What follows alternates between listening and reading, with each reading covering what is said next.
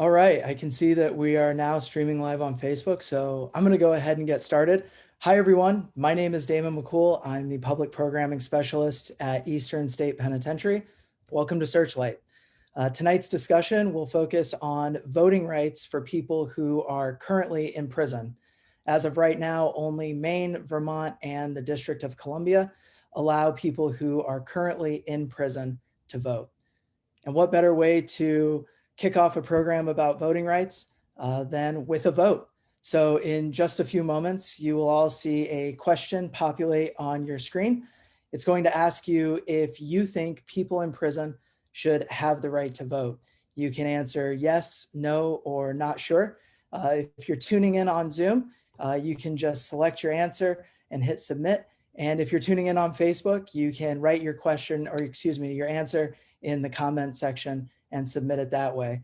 I'm going to ask the exact same question at the end of our discussion, and we'll put the two results together and see if any opinions have swayed over the course of our program. Now, this evening, we're going to be hearing from 4 people who are currently incarcerated. We asked them if they could vote in this presidential election, would they? Who they would vote for, which presidential candidate they would vote for, and why, and whether or not they think people in prison should have the right to vote. And in order to do that, we worked with a couple of prisons, including a women's prison here in Pennsylvania. But unfortunately, we didn't get any responses from the women's prison. So tonight we will not be hearing from any currently incarcerated women. And I want to apologize for that. I will work harder in the future to make sure that that does not happen again. I want to start this discussion the same way we have for the last several months, to take a quick look at how COVID-19 is impacting people who are currently incarcerated. There are currently 164,300 confirmed cases of incarcerated people with COVID-19. In total, 1,182 incarcerated people have died from the virus. And that data comes to us from the UCLA Law COVID-19 Behind Bars Data Project.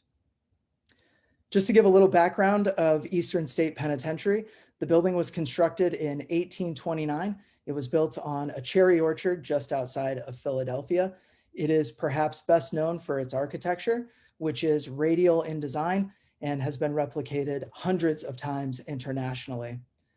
Eastern State was founded on a singular principle, that is that rehabilitation for people in prison was only possible through solitary confinement. And that idea was tested on tens of thousands of men, women, and sometimes children for over 80 years, until 1913, when solitary confinement was abandoned in favor of a more congregate arrangement. Eastern State closed in 1971, and it sat abandoned for about 2 decades until it reopened as a museum and historic site. Today, Eastern State is dedicated to interpreting the history of American criminal justice reform. And to do that, Eastern State has built a 15-foot tall bar graph on the prison's baseball field. We call it the Big Graph. The Big Graph shows the American rate of incarceration over time. It also shows the US rate of incarceration compared to every other nation on earth. And it shows the shameful racial disparities in the US prison system. That is, that people of color are disproportionately overrepresented in American prisons. The Big Graph has a partner exhibit. It's called Prisons Today, Questions in the Age of Mass Incarceration, where visitors are encouraged to consider their relationship to the criminal justice system. During this time, we've been producing lots of virtual programming, including Prisons in the Pandemic. That's a 3-minute news roundup of how COVID is impacting incarcerated people in the United States. It occurs every Friday. It's posted on Facebook. Please check it out if you have a chance. If you're interested in learning more about Eastern State and contributing to the mission in a deeper way, please consider becoming a member. Members of Eastern State get access to all kinds of cool stuff, including invitations to Member Saturday. This month's Member Saturday is going to take a look at the history of Indigenous people that were incarcerated at Eastern State and it's going to be led by researcher Annie Anderson. If you want to learn more about membership, you can visit easternstate.org/membership. There's lots of ways to stay connected with us. You can find us on Facebook, Twitter, and Instagram. All of our handles are listed there. You can also find us at easternstate.org. And you won't want to miss Searchlight next month. We're going to be in conversation with Shuja Moore and Sidia Bagley to talk about Walkies. Walkies is a new docuseries showcasing the transformation stories of people who are formerly incarcerated. That's going to be on December 1st from 6 to 7 p.m. And finally, tonight, we're joined by two wonderful panelists.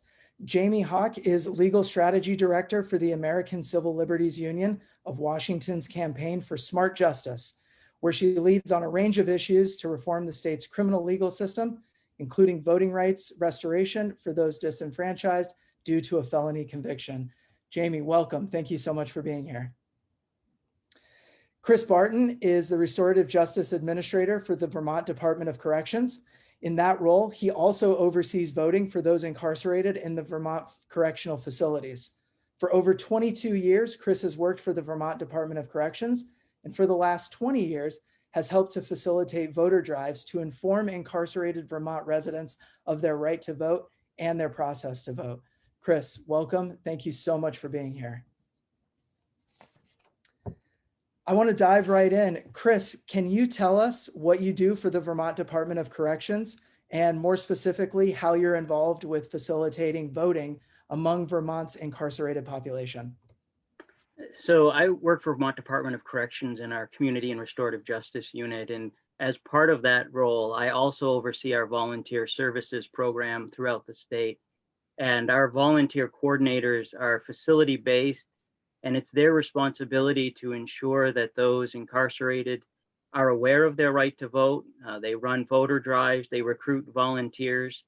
This year's been a little different, but in normal circumstances, they have several different volunteers and organizations that come in to assist those incarcerated in signing up to vote. And we start this process very early. We're required at least 90 days prior to any election to post and hold a voter drive. So it's my responsibility to make sure our volunteer coordinators are posting that and making those that are residents of the state of Vermont aware that they retain their right to vote even while incarcerated. Wonderful.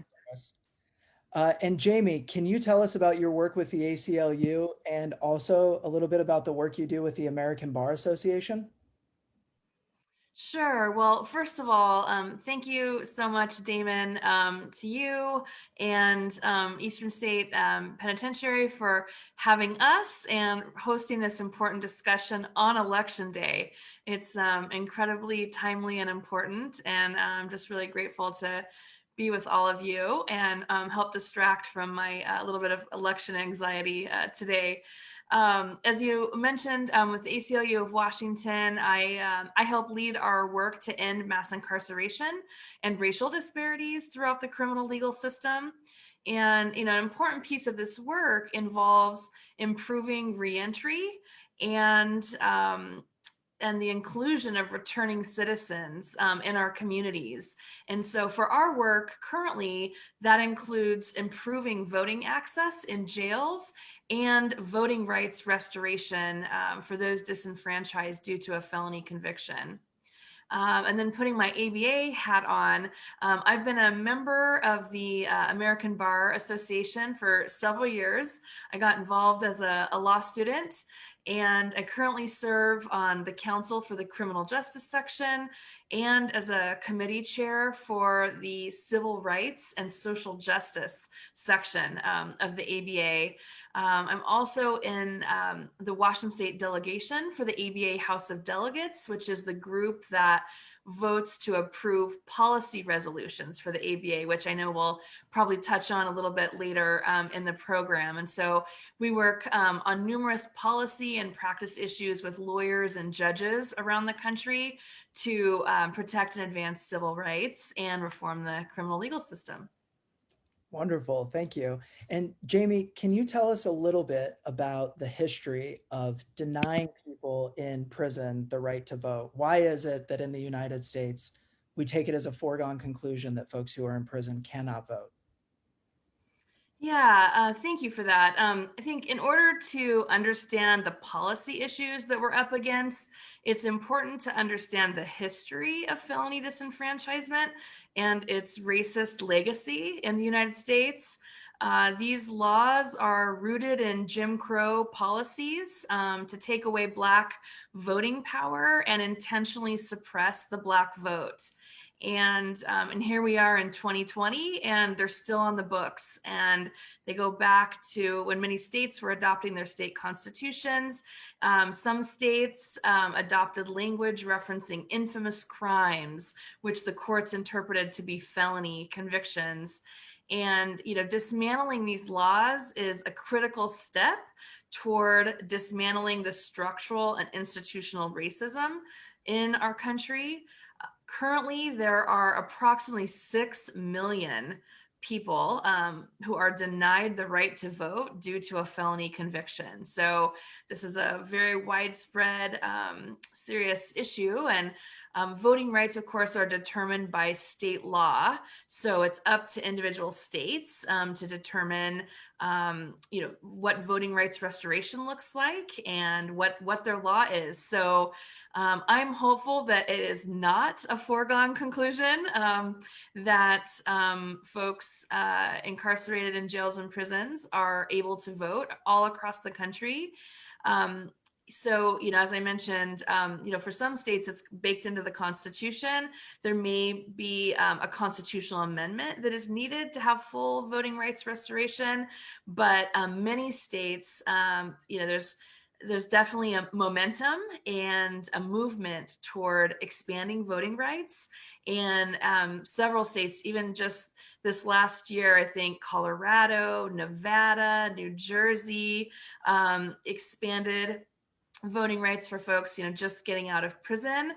We're working on that in my state of Washington. And then, as we know, and we'll hear more about from Chris, we've got Maine and Vermont, and now DC, who Maine and Vermont really never took away the right to vote. And so hoping Chris can tell us more about how we get other states to follow their lead. Thank you so much. What a great transition. So Chris, you and I have talked before about this exact issue and how it is not terribly controversial in Vermont for folks who are incarcerated to vote. Why is that the case? As Jamie just mentioned, in Vermont, it's somewhat opposite the other states in that our Constitution protects the rights of all residents of the state of Vermont to retain their vote. So there was never a disenfranchisement in Vermont. Our incarcerated population has never lost their right to vote. And in the early 70s, when there were more states putting into law restrictions on voting and felon voting, and Vermont passed legislation that did the opposite and expressed that specifically that those incarcerated retain their right to vote. And put in place a mechanism for them to be able to vote. So in Vermont, it's not controversial because it's not as though something is being changed. It's always been that way. So fascinating. Thank you so much. I want to pause for a minute to hear from Sean. Sean is currently incarcerated here in Pennsylvania. We asked Sean if he could vote in this election. Which presidential candidate would Sean vote for and why, and whether or not he thinks that people in prison should have the right to vote. So here's what Sean said. Go. My name is Sean Campbell. If I had the opportunity of voting while incarcerated or otherwise, I would vote for Joe Biden. Currently in the state that we're living in, especially in this new era of COVID, people who are incarcerated are even more likely to catch or contract it. And the spread of it in the community does not isolate us just because we're incarcerated from getting it. And having a direct response to it in the community will help us not have our guards and people who work here bringing it into us, which has absolutely happened at least twice during my incarceration. I'm currently living on a block that is on an advanced quarantine because the COVID virus was brought in by an employee. The only way this could possibly happen is by having the spread of it in the community affect, the people who are out there who are working, trying to make a living in places like this. I've been incarcerated for 10 years, and one observation I've made is there are very few to no Republicans who are incarcerated, and if they were, they quickly become democratically minded, especially whenever prison reform becomes very real to them. So if I have any opportunity to vote while incarcerated or when I go home, I would vote for the Biden ticket, and I encourage everybody to do so. Thank you. Thanks, Sean. So Jamie, the American Bar Association recently voted on a resolution calling for voting rights to be restored to all people, including people who are currently incarcerated. Why is this important to the American Bar Association, and why now? Well, one of the primary focuses of the ABA is working to protect the rule of law and democracy. And the ABA Civil Rights and Social Justice section has been working hard for months leading up to the election today to combat voter suppression around the country and advocate for voting rights and fair elections. The section really was the driving force behind this resolution. And there was actually a law student who brought the idea to us and wanted to work on it. And then several lawyers joined with her, and we drafted it and kind of went through the process of drafting the resolution and the report. And the resolution is an important policy position to further expand voting rights and help ensure that all Americans are enfranchised, especially as we've talked a little bit about because of the current disenfranchisement laws that disproportionately impact people based on their race. And so for the ABA to be able to take a position on an issue and advocate and do any lobbying work or advocacy around the country, the first step is to get this resolution passed. So that's why we wanted to create this policy and get it on the books. So now we can work with state legislatures and others around the country, to work toward ending filling disenfranchisement. And I think, the section and all of us who worked on it really consider this issue to be one of the top and very important racial justice issues in our country, and just an absolutely critical step to expanding access to democracy and voting rights nationally. Absolutely. Thank you for that. I think it's very interesting that a student was kind of the pioneer of the resolution. I didn't know that. Excuse me. Chris, can you tell us what voter turnout looks like in Vermont prisons? What's the energy like? Are people excited to vote? Yeah, so in Vermont, the way that our incarcerated population votes is through absentee ballots, similar to if someone was away from their hometown because they were at college or traveling or in the military. So it's not, we don't have an actual polling place in the facility to really monitor that, but we do have voter drives, and our volunteer coordinators this year have handled all of those. In the past, we've had the League of Women Voters who work in the male facilities and the female facility, Disability Rights of Vermont, often college students that are very civic minded come in to do these voter drives. And it's our facilities are very small, so the numbers will sound small, but in some of our facilities, we have 110 folks incarcerated there, and we've had 50 plus people out to a voter drive. So we see the interest there. Some are surprised that they have the right to vote. They didn't realize that they retain that. Others vote every voting cycle, and those that have been in for a while are aware of their right to vote, and they look forward to those voter drives and look forward to signing up. I think there's a mix of excitement, just like there is in the general population. In all of my years of experience in the facility, we sometimes think that it's a whole different world in there, and in some ways it is, but oftentimes the attitudes in there mirror the attitudes in the general population outside. So there are some that don't care. There are some that are extremely excited. There are some that talk about politics quite a bit, and others that do everything they can to avoid it. And so it really mirrors what we see on the outside. This year, it's been a little mixed. We haven't had the outside groups coming in. So on the outside, there seems to be a heightened excitement for this election, or um, even a heightened anxiety for some for this election.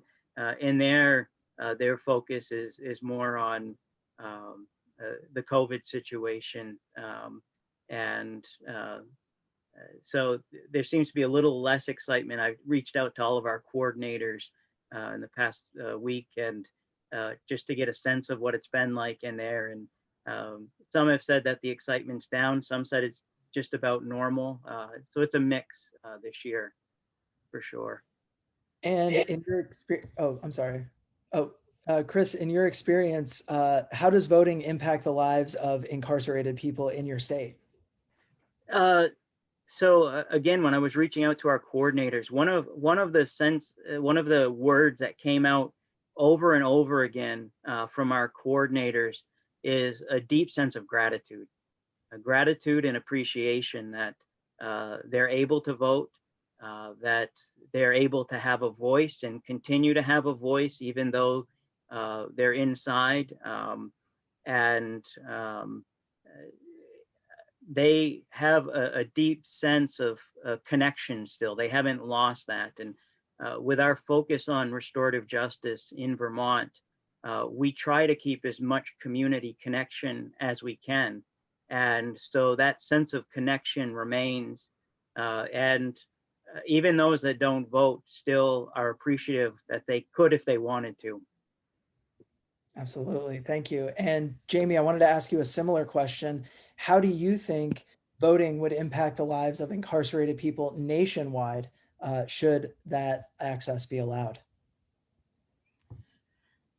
Thank you. So I think, the voices of people incarcerated have been silenced in the electoral process for far too long. And it's time for those impacted by felony disenfranchisement to be heard, and especially at the ballot box. And, changing our laws to dismantle felony disenfranchisement, and giving them that voice is so key. And I wanted to, if it's okay, I think I had mentioned, last year I had the opportunity to write about these issues, and I volunteer with my Washington State Department of Corrections, and we have a couple of organizations here in Washington led by prisoners in almost all the facilities. Actually, we have a Black Prisoners Caucus and a Concerned Lifers organization.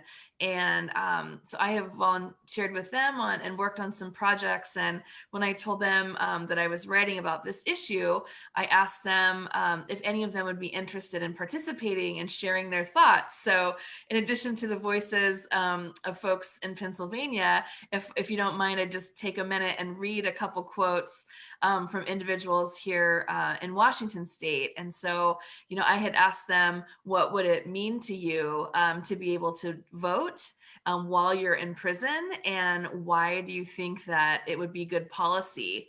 And we talked a lot about how having your voice and being able to vote while incarcerated will improve reentry, right? And civic reintegration, and giving people a voice, and being engaged in civics, right? And how that's good for folks while they're in, having a voice, being able to elect who's on the school board where their kids, are going to school, and all the local races, thinking about city and county councils and things like that. And I can tell you, so here in Washington, we have what's called TVW. And so when our state legislature is in session and all the senators and representatives, all the bills are moving through the legislature, they are watching. And anytime I have been on there, no one in my family or any friends would ever see or know, but many of the men and women incarcerated have seen it, and they watch TVW, and they're incredibly informed. And they talk about how if they had the right to vote, maybe more elected officials would pay attention to them and might come and see them in prison and talk to them about criminal justice reform or the issues that they care about, which I think is really great. So just quickly, I wanted to share a couple of quotes here. So Cyril Walrand is at Stafford Creek Prison here in Washington State, and he is very involved in this issue of voting rights restoration. We have a Washington Voting Rights Restoration Coalition that he helps lead, and he's the co-chair of. And so he had the opportunity to testify in support of legislation that's pending here in Washington, which is really amazing. And he's helping organize within the prisons and just really lead on this issue. So he shared, this is just a quote from some of his testimony. He said, quote, "The people that I speak on behalf of today are those who are the invisible members of society, those who are the voiceless members of society, who have needs, who have cries, who have issues and needs to be expressed, and yet we remain voiceless when it comes to the ballot." And another individual, Tim Polly, who is incarcerated here at Monroe Correctional Facility, he said, quote, "When someone returns to the community after serving a prison sentence, the greater degree they are reintegrated back into the community will dictate the kind of neighbor you can expect them to be. Do we really want them living on the fringes of society, afraid to fully engage? A better outcome is to insist they become responsible citizens. Affording them the right to vote will go a long way towards helping them realize this goal." Jamie, that was incredibly powerful. Thank you so much for sharing that. And please pass our thanks along to those two folks and everyone else that you work with. That was really moving. Thank you. Speaking of which, let's hear from Angel, who is currently incarcerated in Pennsylvania. I asked Angel if he could vote in this election, which presidential candidate would he vote for and why, and whether or not he thinks people in prison should have the right to vote. And here is what Angel had to say. Yeah, I would. I would probably vote for Biden because every time, like, I pay attention to a lot of the commercials on TV and a lot of the stuff that they say on TV. And every time he speaks, he seems like very sincere because he always got some type of backup on what he says. Like, he has facts on the things that he says. Versus the other guy, he always says, well, he's not doing this, he's not doing that, but he never speaks about facts. He only, like, generalizes what he speaks about. So I think Biden might be the best candidate. I'm not saying he is 100% clear on everything he does, but what I'm saying is he seems more confident on what he's doing and what he's trying to do. And as far as how he presents things, like, he always got some type of facts on it. I think that will help a lot because, like, see, in prison, prisoners don't really got many things to do. And one of the things that they do is watch TV versus a person that is outside who's working, partying, going out, here, there. They don't really got time to watch everything like as much as we watch. So we kind of see more of the changes in the culture in our neighborhoods throughout the years. We see that from outside the picture. Like, sometimes when you're inside the picture, you can't see what's going on. You know what I mean? You can see the changes, but like from out here, we can see the changes that is taking place, and we can observe more of this happening, that thing happening. Like, we just watching and listening. So, see, I think prisoners should be able to vote maybe through mail or something like that. Because a lot of the prisoners here are product of politics. You might say, well, they criminals, they this and that. Yeah, but that's the product of a lot of bad decisions, a lot of bad policies. I don't know. Like, I'm gonna give you an example. It's like policies where they incarcerating the mental health. It's a crime based on mental health. The guy, he had mental health problems. Now he's incarceration. Versus he should be in a state hospital. You know what I'm saying? So policies like that is influenced by people in politics. So why is we not involved with this? We're the ones, not all of us, but a lot of us be suffering from that. The result of that policy, you know what I'm saying? And I'm not saying every single guy is under that, no, but there is a vast majority of people, it's like first-time offenders or non-violent offenders, and they here for a long time, where versus sometimes in another states, they got less time, or they got county time, or they just got probation, you know what I mean? And it's like every state is different, so why can't we be involved with our system that actually is prosecuting us and convicting us? So why can't we be involved with them? You know what I'm saying? Why can we have something to say on this? We should be, you know what I mean? Thanks, Angel. So Angel said that people in prison should vote because their circumstance is the result of bad politics and bad policies. So I wanted to ask both of you, how would enfranchising incarcerated people change the American political landscape? And I wanted to start with you, Jamie, and I think that you just quoted someone, I think his name was Tim, who said something along the lines of perhaps having the right to vote would draw politicians into correctional facilities to engage politically with the people who are incarcerated there. But do you have anything to add about how enfranchisement could change the American political landscape?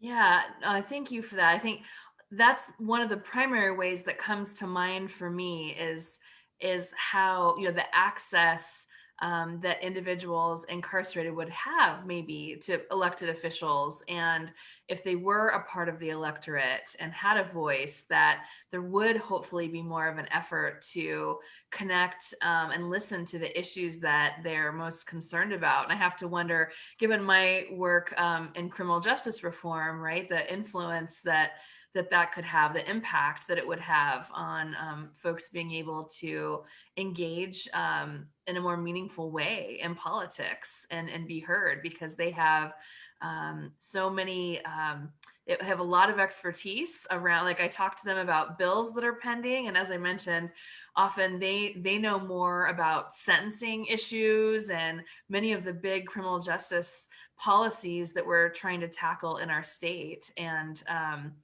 so I think that I'm really, really hopeful that as we expand voting rights restoration and all the ways that we are, and just having more, all the people that are de facto disenfranchised, there's even folks in our state now that actually are eligible to vote, formerly incarcerated individuals, but they are confused about the current state of the law. And there's kind of a patchwork of laws around the country. And so I think all of these issues will improve, and our democracy will be strengthened the more voices that are at the table, and the more we value everyone and give everybody influence at the ballot box. Thank you, Jamie. Chris, same question. How would enfranchising incarcerated people change the American political landscape? I don't know if I'm qualified to speak for all of the American political landscape, but what I can say in Vermont, since we haven't disenfranchised people, those that are incarcerated have no problem writing a letter to their state legislators, and the state legislators view them as their constituents, and they view them as they would anyone else, whether they're inside a facility or outside. And it's not uncommon for them to bring up some issue to their local legislator, state legislator, of what's happening inside, and for their legislator to reach out to corrections and say, what's going on with this? And so there's a deeper level of accountability that we have here. because we haven't disenfranchised and forgotten about those that are inside and taken away their rights. So I could see that possibly playing out at a national level, or at least in the other states, if they were to open up the door toward allowing those that are incarcerated and those that had a felony conviction to vote, and to maintain that voting right for those folks to be included just like the rest of us are, and have the same right to reach out to their senators and representatives with any issue that they're having. I find that relationship very interesting, especially in Vermont. Thank you, Chris. Let's hear from Zach, who is currently incarcerated in Pennsylvania. This is a recording of a telephone conversation between Zach and myself. So you'll hear my voice at times as well. Here's what Zach had to say. If you were given the opportunity to vote in the upcoming election, would you? Absolutely, 100%. Why would you? Because I feel as an American citizen, it's our duty to put forth the effort to put in the time to vote, so that way, hopefully we can make a change in what we would like to see. If you were able to vote, which candidate would you vote for and why? Right now, I'm still a little undecided. Originally going into the election, and I'll just put this out there, I do follow politics. I'm just not winging it. I follow all that stuff. And prior to it, I was going to go for Trump again. That was my decision. And I say that based off the fact I've seen what he has done firsthand as far as the workforce, and being a convicted felon and being able to find employment since he was in office became drastically easier. As a convicted felon, I work in the heavy equipment operators union, and I make well over $100,000 a year, which prior to Trump being in office, that was unheard of. But now, with this upcoming election, with the whole coronavirus pandemic and everything, I'm leaning more towards Biden this time around, just due to the fact that he seems like he's actually someone who genuinely cares about America and the citizens in America. And what's going on with the pandemic is where Trump, there's a lot of baggage with him, I feel. Because of the virus, you're saying? Yeah. So if I'm hearing you correctly, really coronavirus is starting to maybe change your opinion about who you might have voted for? Yes, absolutely. And I say that because I feel now in my lifetime, I've never experienced anything like this coronavirus. And this is when real true leadership needs to take a stand and do what's right for America. The last question I wanted to ask you is, do you think that incarcerated people should have the right to vote? Absolutely, I do. Why is that? I feel as though even though we're incarcerated, we shouldn't lose that right to be able to choose who we would like to lead America. Whether we're incarcerated or not, I feel as though we should still have a say-so in upcoming elections and who we would like to see in office. And just think about it. If everybody in the state prison system in Pennsylvania was to vote, that's a big, drastic differences compared to the people that don't vote, that hasn't voted in prison, you know? Is there anything else you'd like to add about those questions or your political opinions about this upcoming election? This is a call from Pennsylvania State Correctional Institution, Chester. This call is subject to recording and monitoring. No, not really. I just feel that right now it's a do or die time. We really truly need a upstanding leader in office that's going to do what's best for the U.S. and America and as a whole, just considering this whole coronavirus thing, because it's a mess. I can only imagine, and that's from what I see and hear, I can only imagine what it's like outside of here. Thanks, Zach. So Zach had a somewhat different opinion of the two candidates than other people that we heard from. Sean said that people in prison lean Democrat, but Zach seemed to contradict that. Chris, what can you tell us about the two-party breakdown in Vermont prisons? Namely, are there conservative voters in your prisons? There definitely are. Vermont tends to be quite left-leaning. We're known for some progressive representatives and senators, and in our facilities, when I worked directly in the facilities, I would hear a number of those incarcerated talk about supporting conservative candidates, and it sometimes would surprise me that the candidates that were talking about prison reform, they weren't jumping on that bandwagon, but when I've reached out to our coordinators for this voting cycle, I think one of them summed it up really well.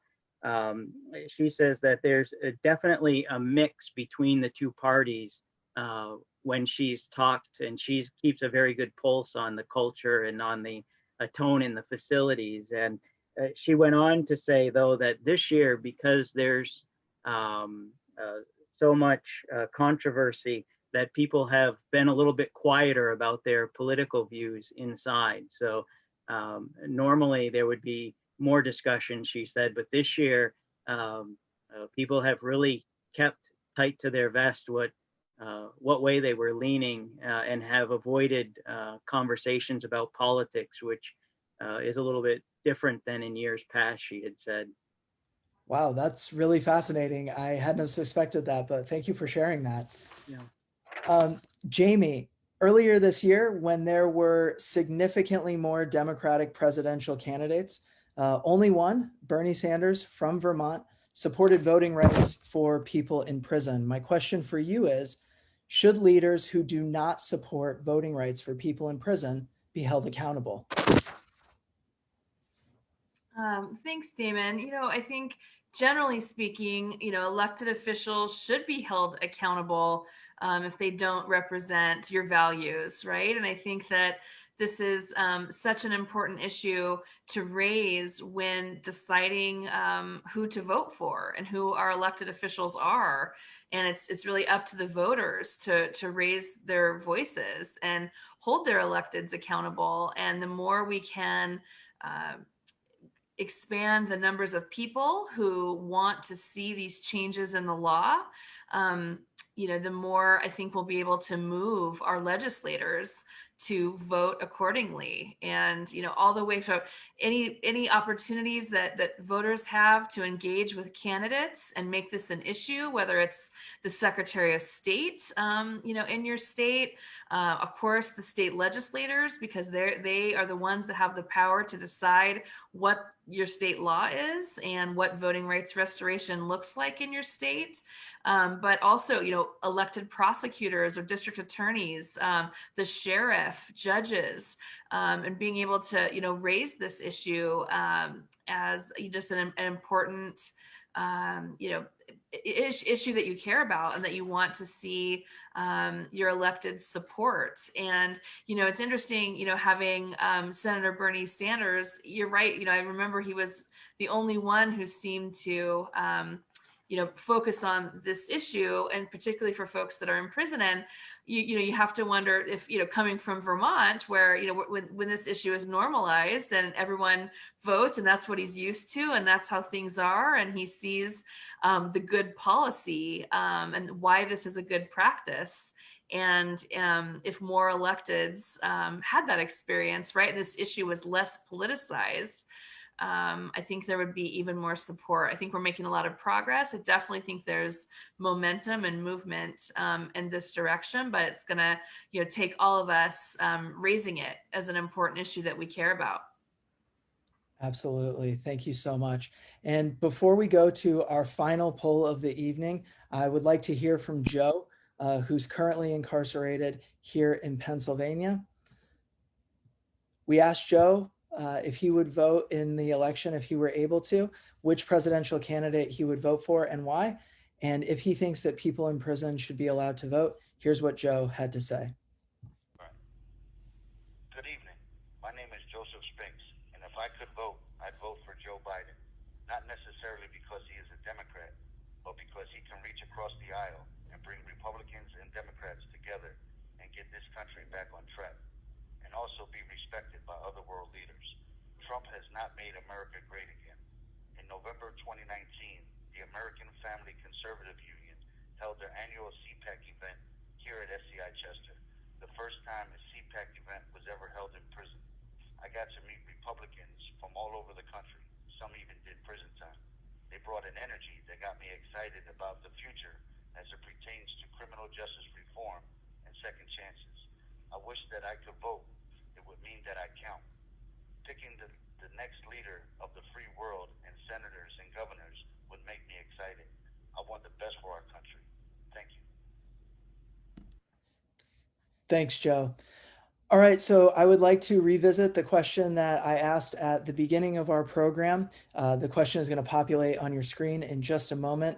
Do you think that people in prison should have the right to vote? You can answer yes, no, or unsure.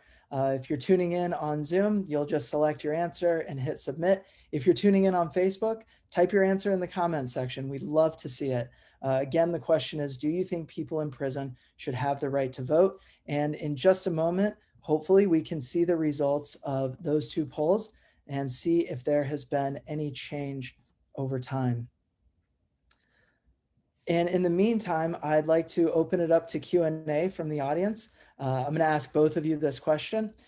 In your opinion, are states constitutionally able to restrict voting rights in a federal presidential election? So one more time, in your opinion, are states constitutionally able to restrict voting rights in a federal presidential election?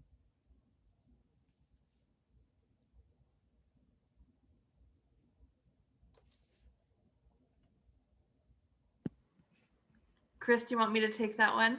Sure, you're the legal expert, so I'll let you handle that.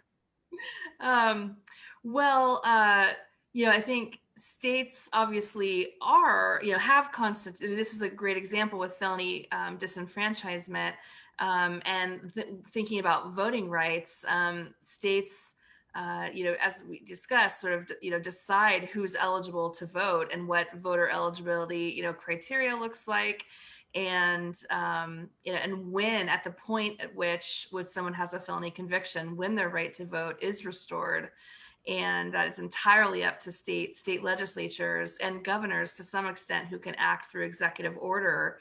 So, and I apologize, the question was around, in a federal election, can the state restrict voting rights, or? So the question is, in your opinion, are states constitutionally able to restrict voting rights in a federal presidential election?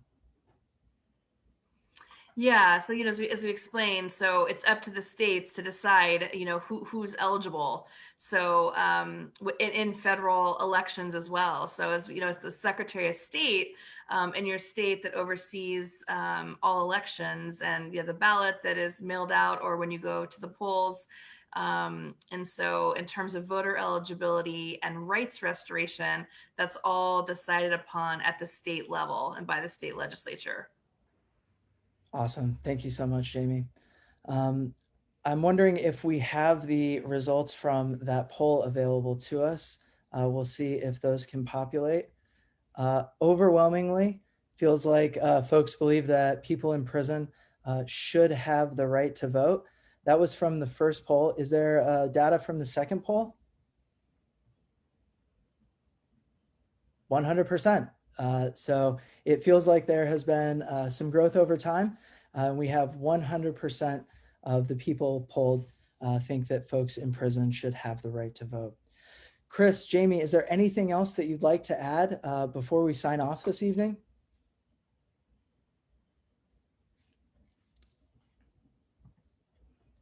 Well, I'll go. Thank you again so much for focusing on this important issue and all the great programs that you all run.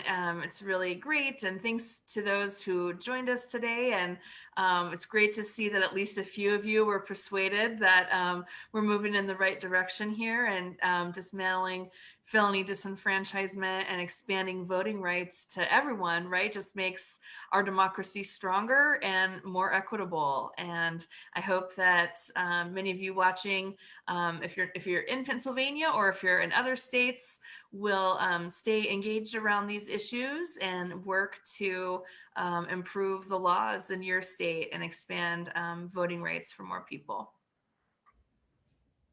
Thanks, Jamie. Chris, anything to add? Damon, would you like me to take the question that was posed? There was another question in there. Absolutely. Let me go ahead and ask it aloud. So this is a question coming to us from an audience member. The question is, why would politicians from rural areas with prisons want to allow prisoners to vote? Many of them have their seats because the disenfranchised prisoners are being counted as constituents. Yeah, so the way Vermont has avoided having a disproportionate swing in voting is those incarcerated that vote register in their hometown, not in the town that the facility is in. So, for example, our largest facility is in a town with a population of 5,000, and there's 400 in that facility. So if all of their votes counted toward that town, it could definitely have an impact on swinging an election of a local state representative or state senator. So in Vermont, what we do is all of our folks that are incarcerated request an absentee ballot from the town that they had their last residence prior to incarceration. So that doesn't have an undue impact on the election in a small rural town that in some states, I know they have facilities that are in the thousands of people in towns that don't have that many people. So the way we've handled it in Vermont is to have the vote, the ballot, the person incarcerated receives the ballot from their hometown and returns it back to their hometown. So it doesn't have that undue effect. Thanks, Chris. That seems like a really well thought out process. I think that activists in this space are calling for something similar in other places. Jamie, did you have anything to add to that question? Yeah, just quickly, I think this issue of is often referred to as prison gerrymandering, and looking at where folks are voting and concerns here. And I think I believe there are 9 states that have the system, and as Chris just described, and in Washington State, our state legislature just passed a bill, I believe last year or the year before, to join the handful of other states that again follow Vermont's lead and use kind of the last known residence or the permanent address for folks to avoid this issue. Excellent. Thank you both so much for joining us. I think that this is our time. I want to thank Sean and Angel and Zach and Joe for being a part of our program. I also want to thank Eastern State's CEO, Sally Elk, our Senior Vice President, Sean Kelly, the Pennsylvania Department of Corrections for partnering with us on this project. And I really want to extend a warm thank you to Jamie Hawk and Chris Barton for being a part of this panel. You both were great. Thank you so much. And thank you to the viewers for tuning in. We really appreciate it. Good night, everyone.